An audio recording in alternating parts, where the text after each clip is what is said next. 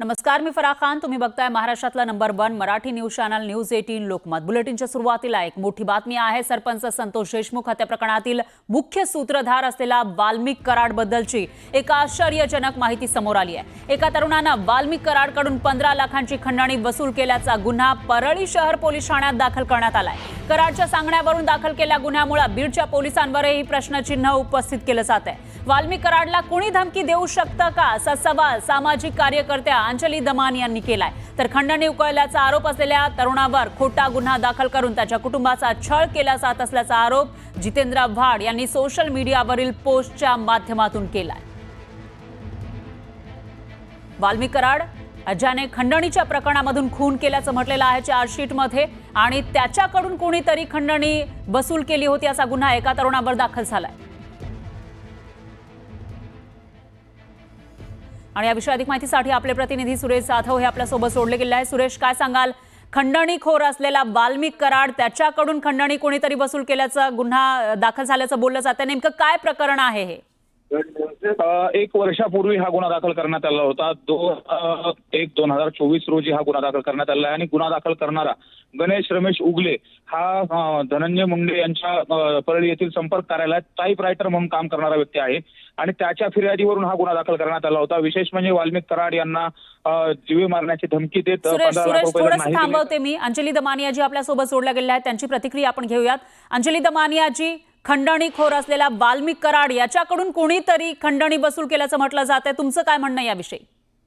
मला तर इतकी गंमत वाटली तो FIR वाचून, म्हणून मी तो ट्विट देखील केला की इतक्या मोठ्या दिग्गजाकडनं ज्याच्या दहशतीने पूर्ण बीड जिल्हा हलून निघालाय, सगळ्या राजकारण्यांशी त्यांचे कनेक्ट आहेत, सगळे पोलीस त्यांच्या दिमतीला आहेत, अशा माणसाकडनं कोणी खंडणी मागू शकतंय हेच माझ्या बुद्धीला पटत नाही. असंच मी ट्विट देखील केलंय की हे मला वाटतं त्यांनी ना कोणाला तरी, ते बांगर कोण आहेत मला माहित नाही, ते कुठल्या पक्षाचे आहेत का नाही ते मला माहित नाही.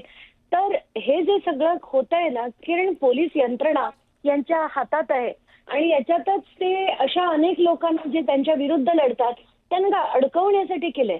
आता जर तुम्ही तो FIR वाचला, त्याच्यात असं लिहिलंय की मी जगमित्र शुगरमध्ये टाईपरायटर म्हणून, आता टाईपरायटर नसतो, टायपिस्ट असतो, पण मी टाईपरायटर म्हणून काम करतोय आणि 15 लाख मागायला एक व्यक्ती माझ्याकडे आला असं त्याच्यात दिलंय. आणि मी जेव्हा वाल्मिक कराड यांना फोन केला तेव्हा त्यांचं असं म्हणणं होतं की मला हे जे सगळं चाललंय, मला व्हॉट्सअपवर धमक्या येतात, त्यामुळे 15 लाख तू देऊन टाक.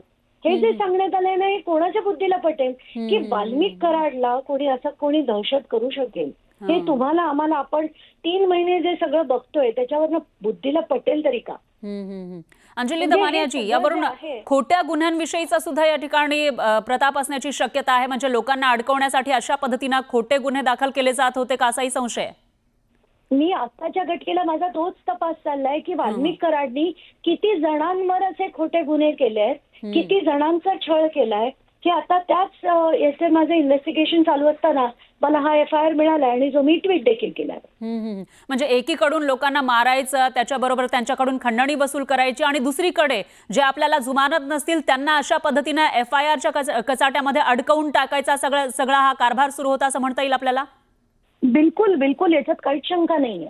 हे सुद्धा ना दिसतंय आपल्याला. आता या प्रकरणामध्ये दोन्ही व्यक्ती कोण आहेत मला माहित नाही, हा बांगर कोण आहे मला माहित नाही, पण हे सरळ दिसतंय की हे साफ खोटं आहे. व्हॉट्सअपवर ना धमकीला घाबरून कराड वागेल असं मला वाटत नाही. मग आता तुमची या प्रकरणामध्ये काय भूमिका असेल? कारण तुम्ही वाल्मिक कराडनं आतापर्यंत जे काही धंदे केलेले आहेत त्याचा कच्चा चिठ्ठा समोर आणलाय. आता पुढे जेव्हा त्यानं कुणावर तरी खोटा गुन्हा दाखल करून अडकवण्याचा प्रयत्न केलाय, याच्यामध्ये पुढे तुमची भूमिका काय असेल? नाही, माझी भूमिका सोडा, मला तर वाटतं सरकार काय भूमिका घेणार आहे. कारण सगळीकडे आता जी घाण झाली आहे, कारण सगळी यंत्रणा सडली आहे, पोलीस यंत्रणा तर खास करून सडली आहे. तर त्या सगळ्यांना सेन्सिटाईज करण्याची गरज, आणि गृह मंत्रालय गेले 10 वर्षापैकी 7.5 वर्ष हे फडणवीसांकडे असताना जी अधोगती महाराष्ट्राची झाली आहे ती नीट करणं आता त्यांची जबाबदारी आहे आणि ती त्यांनी पार पाडावी. आपण तर लढूच आणि लावूनच धरू, पण बाकीची जी कामं आहेत ती गृह मंत्रालयाने करायला हवीत. तुमचा मुद्दा लक्षात आलाय अंजली दमानियाजी, धन्यवाद तुम्ही दिलेल्या या प्रतिक्रियेसाठी. तर अशा पद्धतीने अडकवण्याचं काम सुरू होतं, त्यामुळे सरकारने याच्यामध्ये लक्ष घालण्याची गरज आहे असं दमानिया म्हणतायत.